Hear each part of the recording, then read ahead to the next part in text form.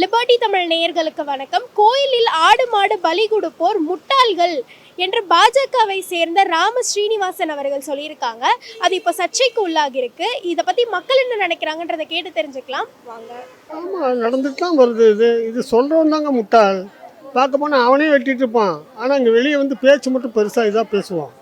அதனால் சொல்கிறவனை பற்றிலாம் இது பண்ணக்கூடாது. நம்ம வழக்கம் என்னவோ அதைத்தான் இது பண்ணணும். அதுக்காண்டி மசூதியில் போய் ஆடு மாடு வெட்ட முடியுமா? முடியாது. சர்ச்சில் போய் வெட்ட முடியுமா? முடியாது. அதுதான் காரணம், வேற ஒன்றும் கிடையாது. இது வந்து இப்போ வந்து புதுசாக இது கிடையாது, ஆண்டாண்டு காலமாக வந்துட்டுருக்கு இது வந்து. அதனால் இது வந்து சொல்கிறவன் தான் முட்டாள். என்னைக்கும் அவங்களுக்கு ஏதாவது ஒரு பிரச்சனை கிளப்பிட்டே இருக்கணுங்க. அவங்களுக்கு சும்மா இருக்கக்கூடாது. அவங்களுக்கு பாஜகன்னு இல்லை, சர்வ கட்சியுமே ஏதாவது ஒரு பிரச்சனை கிளப்பி விட்டே இருக்கணும், மக்களை திசை திருப்பணும். அதுதான் அவங்களோட வேலை. இது வந்து மக்களை திசை திருப்புதுக்கு, அவ்வளோதான், வேற ஒன்றும் கிடையாது. அவனை பொறுத்த வரைக்கும் மாமிசம் சாப்பிடக்கூடாது அப்படின்னா அவனை மாதிரி எல்லாருமே இருக்கணும்னு தான் அவன் நினைக்கிறான். ஆனால் எல்லாருமே இந்து, ஆனால் இந்து இல்லை, அவன் மட்டும்தான் இந்து. பூநூல் போட்டவன் மட்டும்தான் இந்து. மற்றவெல்லாம் வந்து பாரம்பரியமாக கடவுள் மேலே இருக்கிற நம்பிக்கையில் கடவுளை கும்பிட்றான். எத்தனையோ மாவட்டத்தில் நீங்கள் பார்த்தீங்கன்னா எந்த கோயிலையும் வந்து தலித்தை வந்து அனுமதிக்கிறது இல்லை. ஆனால் அவன் தான் முழு நெருப்பு மிதிக்கிறதும் காவடி எடுக்கிறதும் குடம் பால் குடம் தூக்குறதும் இப்படி பண்ணான். இவர் சுப்பிரமணியம் சொல்கிறாரா, இவர் இது வரைக்கும் நெருப்பு மிதிச்சுக்கிறாரா நம்ம கேட்கணும். பால் குடம் எடுத்துக்கிறாரா, காவடி எடுத்துக்கிறாரா, மாலை போட்டுன்னு கோயிலுக்கு போயிருக்கிறாரா நம்ம கேட்கணும். இவனுங்களாம் வந்து இந்த மதத்தை வச்சு அரசியல் பண்ணணும், மக்களை ஏமாற்று வேலையில் செய்யணும்னு தான். ஒரு 2000 வருஷமாக இருக்கிற ஒரு கலாச்சாரம் தான் இது. மனுஷன் காட்டில் வாழும் போது இருந்து இன்றைக்கி வந்து காடு வந்து நாடாக மாறிடுச்சு. இன்றைக்கி வந்து அத்தியாயமாக எல்லாமே வந்து கம்ப்யூட்டர் உலகம் ஆயிடுச்சு. அப்படி இருந்தும் அவன் பாரம்பரியாக செய்யக்கூடிய அந்த கலாச்சாரத்தை வந்து அவங்க பின்பற்றின்னு தான் இருக்கிறாங்க. அதை வந்து மாற்றணுன்னா மாற்ற முடியாது. இப்போ பெண் பிள்ளைகளுக்கு காது குத்து வேணா கடா வெட்டுறான். இன்னும் கூட அது பாரம்பரியமாக இருக்குது. மொட்டை அடித்து காது குத்தி கடா வெட்டி விருந்து வைக்கிறது வந்து பாரம்பரியம். அதை போய் அங்கே தடுக்கணுன்னா தடுக்க முடியாது. சரி, அப்படியே போகிற போக்கில் செய்தியை பார்த்து அப்படியே சொல்லிவிட்டு அப்படியே போக வேண்டியது தான். முட்டாள்கள்னு சொல்கிறது சரியில்லை. அவங்கவுங்க மனசுக்கு எது பண்ணுதோ அதான் செய்வாங்க. ஒரு நம்பிக்கை. இப்போது கடவுள்னு ஒரு கல்லை போய் கும்பிடுறோம். நம்ம அந்த கல்லை கும்பிடலை, அந்த கல்லை நம்ம கடவுளாக நினைக்கிறோம். நம்ம மனசில் எண்ணம் வேறு, அந்த பார்வை தான் அங்கே இருக்குது. கண்ணை மூடியாச்சுன்னா கல்லும் தெரியாது, நம்ம எண்ணம் வேறு எங்கேயோ தான் இருக்கும். அதாவது தூணிலும் இருப்பார், துரும்பிலும் இருப்பார்னு சொல்லுவாங்க கடவுளை. அது மாதிரி. அதனால் இந்த கிடா வெட்டுன்றது, இப்போது ஒரு இடத்துல ஏழைகளுக்கு தானம் பண்ணணும் அப்படின்னா அது ஒரு தர்ம காரியம். அங்கே கடா வெட்டுவாங்க, எல்லாமே பண்ணி தர்மம் பண்ணுவாங்க. அதே மாதிரி கடா வெட்டுன்றது ஆண்டவன் வந்து நாங்கள் செய்கிற தர்மத்தை அவர் உணரணுங்கிறதுக்காக செய்கிறது. அது சொல்லவே கூடாது. முட்டாள்தன்றது மனசுக்கு வேதனையான வார்த்தை. அந்த வார்த்தையை முட்டாள்ன்ற வார்த்தையை சொல்லக்கூடாது. அவர் வந்து தீவிரமான மத உள்ளவராக இருப்பார். மத இதாக இருந்தாலும் அதே இந்து மதத்தில் தான் அதை நிறைய பண்ணுறாங்க. அப்படி இருக்கும்போது அவர் அந்த மாதிரி சொல்லிடக்கூடாது. எங்களுக்கு அந்த மாதிரி ஒரு அபிப்பிராயம் கிடையாது. அவங்கவுங்களோட விருப்பம். அது கோயில் சாமிக்காக முடியலன்றதுக்காக வேண்டிக்கிட்டு கொடுக்குறோம். அது வந்து ஓகேன்னு தான் நாங்கள் சொல்கிறோம். ஒரு சிலர் எப்படியும் அந்த காலத்துலேருந்து அது வழி வழியாக வர்றது. அதனால பெரியவங்க சொன்னதுனால அதை நம்புகிறாங்க, வேறு ஒன்றும் இல்லை. ஏன்னா நமக்கு முன்னாடி இருந்தவங்களாம் அதை செஞ்சு அதில் ஒரு நம்பிக்கை வச்சுருந்தாங்க. அந்த நம்பிக்கையை அடுத்தவங்க வரவங்க பின்பற்றுறோம், அவ்வளோதான், வேறு ஒன்றும் கிடையாது. அது பிரார்த்தனைக்காக அவங்க அந்த வந்து கோயிலுக்கு செய்கிறாங்க. அதை வந்து நம்ம முட்டாள்னு யாரும் சொல்லுவாங்க. அது தவறு தானே அது. அந்த மாதிரி கோயிலுக்கு வந்து பிரார்த்தனைன்னும் போது அந்த பிரார்த்தனைக்காக தான் செய்கிறாங்க. சாதாரண ஆள் போய் செய்ய முடியாது. பிரார்த்தனைக்காக தான் அந்த ஆடு எதுனா ஒரு கோழி இதெல்லாம் ஒரு பிரார்த்தனைக்கு தான் செய்யுது, வேறு ஒன்றும் கிடையாது. மூட நம்பிக்கையில் அவர் அந்த மாதிரிலாம் பேசலாம். மூட நம்பிக்கை இருக்கும், ஜீவனை கொல்லக்கூடாதுன்னுவாங்க.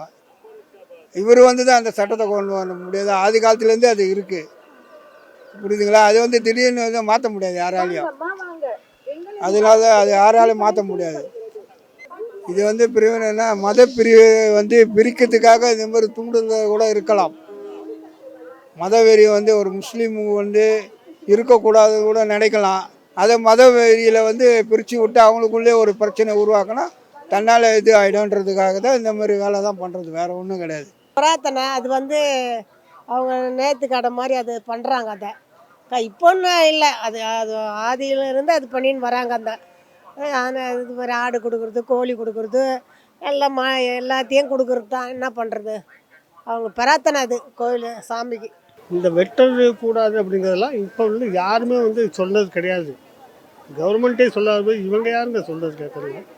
சென்ட்ரல் கவர்மெண்ட் சொல்லிருக்கா இல்லை ஸ்டேட் கவர்மெண்ட் சொல்லியிருக்கா? ஒன்றும் கிடையாது. அதனால இது வந்து சொல்கிறவங்க தான் முட்டாள். என்னது எச் ராஜா வந்து மிகப்பெரிய அறிவாளி. ஆமாம், அவரும் மிகப்பெரிய அறிவாளி தான். இவனுங்களாம் வந்து நம்மளை முட்டாளாக்குறானுங்க. பாரம்பரியமாக இருக்கிற கலாச்சாரத்தை வந்து இவனுங்க அழிக்கிற நோக்கத்துலேயோ அந்த மக்களை வந்து முட்டாளாக்குறானுங்க. எச் ராஜா இந்த நாட்டுக்கு, தமிழ்நாட்டுக்கும் எச் ராஜாக்கும் சம்மந்தமே இல்லை. ஏன்னா குஜராத்தி என்ன, அவருக்கு பிஜேபியில் ஏதாச்சும் ஒரு பதவி கிடைக்குமான்னு அவரும் முயற்சி செஞ்சுக்கின்னு தாங்கிறாரு. எல்லாரையும் திட்டுறது, காவல்துறை அதிகாரி திட்டுறது, ஜட்ஜை திட்டுறது, இப்படியா ஒரு நடவடிக்கை தான் அவர் போயின்னு இருக்கிறாரு. அதெல்லாம் வந்து நம்ம எடுத்துக்கூடாதுமா. இன்றைக்கி இருக்கிற எவ்வளோ பிரச்சனைங்க இருக்குது, அதை பற்றி பேசுங்கன்னு தான் சொல்கிறேன். யாராக இருந்தாலும், எந்த அரசியல் கட்சியாக இருந்தாலும் மக்களுடைய பிரச்சனைகளை பற்றி பேசுகிறான்னா பேச மாட்டான். கோயில் நிலம், கோயில் உள்ள நுழையாத, அக்ரகாரம், கோயில் உள்ள நுழைஞ்சா தீட்டு, இதை தான் பேசுகிறான கண்டி மக்களுக்கு எவ்வளோ பிரச்சனைங்க இருக்குது. பாஜகன்றது வந்து அவன் வந்து உண்மையிலே பார்க்க போனால் ஆர்எஸ்எஸ்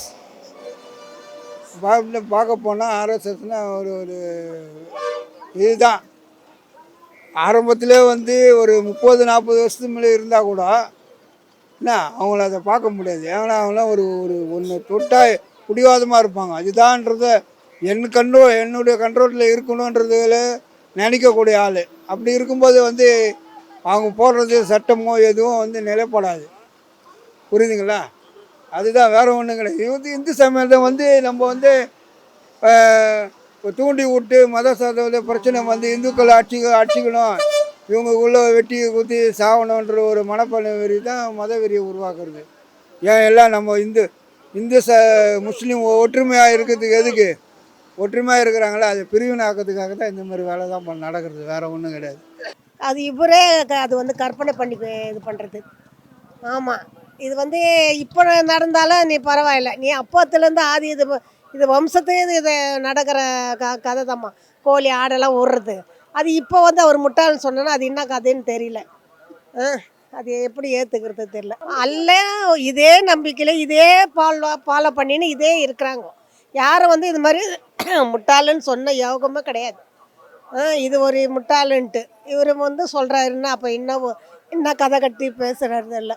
அது எவ்வளோ பெரிய அது ஒரு தப்பு தாம்மா.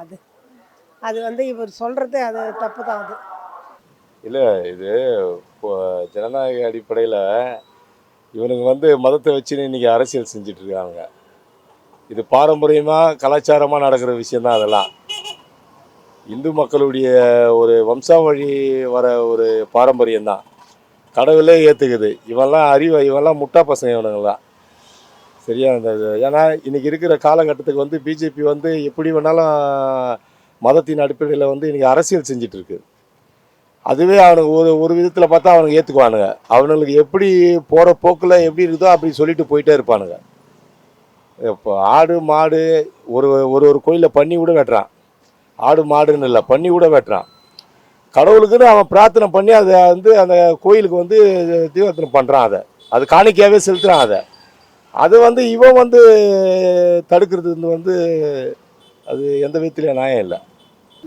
கோயிலுக்குள்ளே வந்து ஆடு மாடு வெட்டலையே, அவங்க தானமாக கொடுக்குறாங்க, அவ்வளோதான். அவங்க அதை ஏழை விட்டு இது பண்ணிடுறாங்க, அவ்வளோதான். யாரும் கோயிலுக்குள்ளே வெட்டலை. நீங்கள் சொல்கிற வெட்டுறதுங்கிறது சாத்தான் கோயில் இருக்குது பார்த்தீங்களா, அதுக்கு தான் வெட்டுவாங்க. இதில் வந்து யாரும் கோயில் வெட்டுறதே கிடையாது. இப்போ முருகர் கோயில் அந்த கோயிலில் இந்த இப்போ உள்ள இதுக்கெலாம் வந்து அவங்களாம் தானமாக கொடுத்துட்றாங்க, அவ்வளோ. கோழி ஆடு மாடு எல்லாம் தானம். அவங்க அதை ஏழை விட்டு இது பண்ணுறாங்க, அவ்வளோதான். வாங்கிட்டு போகிறோம் வெட்டினதுக்கு வந்து நம்ம இது பண்ண முடியாது. அதுக்கு நம்ம அவனை வந்து நம்ம குறை சொல்லக்கூடாது. அவ்வளோ.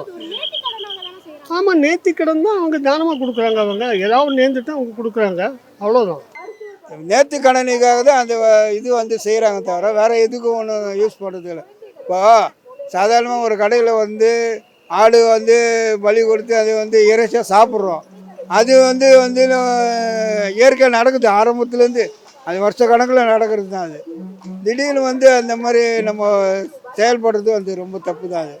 இவர் வந்து அதே மாதிரி நினைக்கல. ஆடு வந்து ஒரு பாவம் நினைக்க. அது நீயா எடுத்தது அது வெளியும் குப்பை வந்து போகிறதுனால ஒரு தீபம் வந்து ஒரு பிளாஸ்டிக் கவரை சாப்பிட்டதுனால தானே நீ ஆடு மாடு பலி கொடுக்கக்கூடாது இது செய்யக்கூடாதுன்றீங்க. அது வந்து குப்பையை வந்து யாரை செய்யப்படுத்தணும்? மக்கள் தான் செய்யணும் அந்த வேலையை. அதே அவங்க செய்ய தவறிட்டால் அது ஜீவனா செய்யும். எதையோ ஒன்று தான் சாப்பிட்டு தான் ஆகணும்.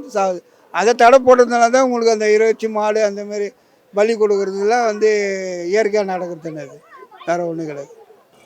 சாமி இவனுக்கு என்ன தான் செஞ்சது தெரியல இவனுக்கு. அது செய்கிறது செஞ்சுன்னு தான் இருக்குது ஒரு நம்பிக்கை. அது அதை வந்து யாரும் வந்து வழிபாட்டு தலத்தை வந்து இவனுங்கெல்லாம் வந்து ஒன்றும் பண்ண முடியாது. இந்துத்துவன்ற ஒரு ஒரு சன்பரிவார் கும்பல் வந்து இந்த மாதிரி ஒரு அடிப்படையான மத கலவரத்தை தூண்டுற விதத்தில் வந்து செஞ்சிட்ருக்காங்க. இந்த திருப்பரங்குன்றம் ஒரு கலவரம் இப்போது லேட்டஸ்ட்டாக நான் வழிபாட்டு தலம் அது மேலே பள்ளிவாசல் இருக்குது, அந்த தர்கா இருக்குது, முருகர் கோயிலும் இருக்குது. பாரம்பரியமான கோயில் பாரம்பரியமான தர்கா, அதுக்கு அந்த மக்கள் வந்து ஒன்றுபட்டு தான் போயின்னு வந்து இருக்கிறானுங்க. இப்போ இவனுங்க போய் அங்கே வந்து ஒரு மிகப்பெரிய பிளவை ஏற்படுத்தி அது ஒரு பிரச்சனையை கையில் எடுக்கிறானுங்க. இதே அதை திருப்பரங்குன்றத்தில் எத்தனையோ ஏழை எளிய மக்கள் தலித்துகளுக்கு பட்டா இல்லாத, வீடு இல்லாத, குடிக்க தண்ணி இல்லாத எவ்வளோ இருக்குது. அதெல்லாம் எடுத்து செஞ்சு இவனுங்க ஒரு இது பண்ணலாம். சாமி நெருப்பு மிதிக்கிறான், கடை வெட்டுறான், ஆடு வெட்டுறான், மாடு வெட்டுறான், இதெல்லாம் இவனுக்கு தேவையா? இதெல்லாம்